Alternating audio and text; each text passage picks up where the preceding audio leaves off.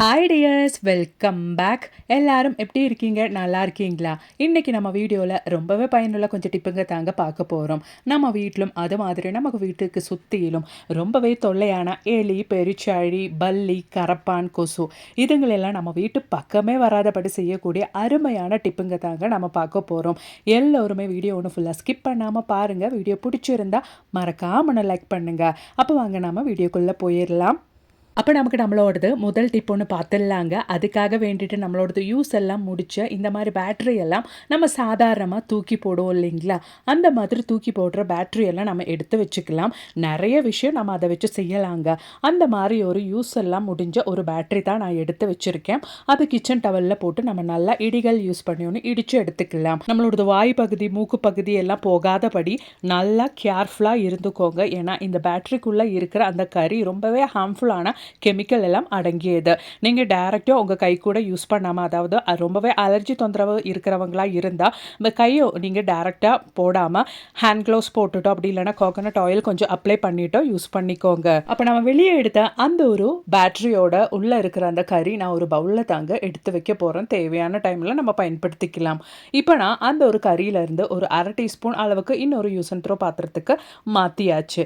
ரொம்பவே பவர்ஃபுல்லான ஒரு ரெமெடி தான் நம்ம இப்போ செய்ய போகிறோம். அதோடவே ஒரு கிளாஸ் அளவுக்கு தண்ணி ஊற்றியாச்சு. பெரிய கிளாஸில் ஒரு கிளாஸ் அளவுக்கு தண்ணி ஊற்றியாச்சு.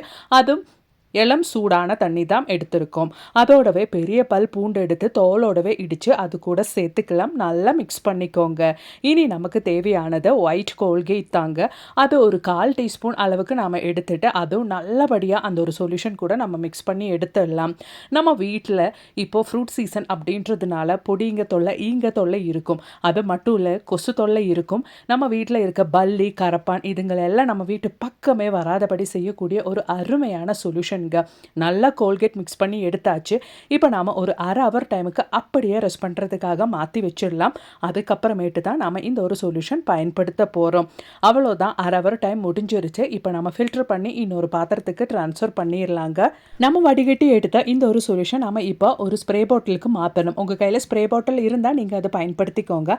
நான் இங்கே பாத்திரம் கழுவுற லிக்விட் டிஷ் வாஷ் தீந்தா அந்த ஒரு பாட்டில் தாங்க யூஸ் பண்ணி பயன்படுத்திட்டு இருக்கிறேன். உங்கள் கையில் இந்த மாதிரி பாட்டில் எல்லாம் இல்லை அப்படின்னு நம்ம ஜூஸ் எல்லாம் வாங்கும்போது கிடைக்கிற குட்டி பாட்டில் எடுத்துட்டு அந்த மூடியில் ஹோல்ஸ் போட்டுட்டு கூட நீங்கள் பயன்படுத்திக்கலாம். அவ்வளோதான், இந்த ஒரு லிக்விட் டிஷ் வாஷ் பாட்டிலில் நம்ம ரெடி பண்ண சொல்யூஷன் ஊற்றியாச்சு.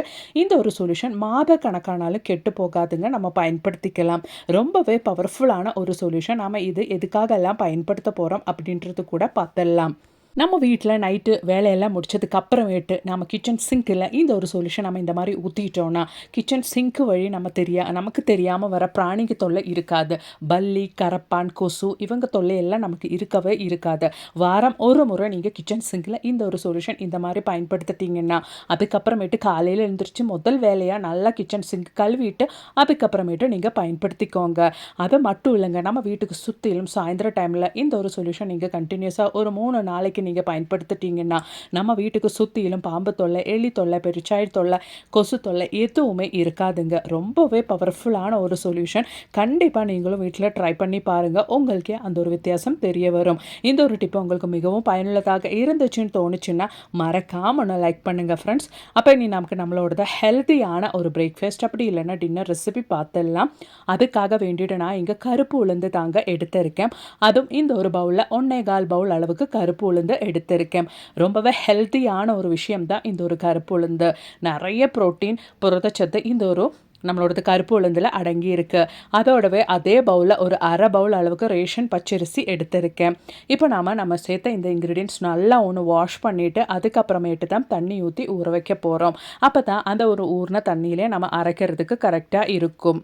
இப்போ பாருங்கள், நம்மளோடது கருப்பு உளுந்தும் பச்சரிசியும் நல்லாவே கழுவி எடுத்தாச்சு. இப்போ நாம் ஊறுறதுக்கு தேவையான தண்ணி ஊற்றி ஊற வச்சிடலாம். நான் இங்கே 2 ஹவர் டைமுக்கு ஊறுறதுக்காக வச்சுருந்தேங்க. நான் இங்கே நைட்டு தாங்க இந்த இன்க்ரீடியன்ட்ஸ் எல்லாம் ஊறுறதுக்காக மாற்றி வைக்கிறேன். ஏன்னா காலையில் எனக்கு பிரேக்ஃபாஸ்ட்டுக்காக வேண்டிதான். நாம் இதை அரைச்சி அப்போவே பயன்படுத்தலாம் அப்படின்றதுனாலே நாம் இதை அப்பப்போ ஊற வச்சு அரைச்சி யூஸ் பண்ணிக்கலாம். இப்போ பாருங்கள், காலையில் நான் எடுத்து பார்க்கும்போது நல்லாவே உளுந்தும் பச்சரிசி எல்லாம் ஊறி வந்தாச்சு. இப்போ நம்மளோடது கருப்பு உளுந்தும் பச்சரிசியும் மிக்ஸி ஜாரில் சேர்த்துக்கலாம். இதுக்காக வேண்டிட்டு கிரைண்டர் பயன்படுத்தணுன்ட்டு அவசியம் கிடையாது.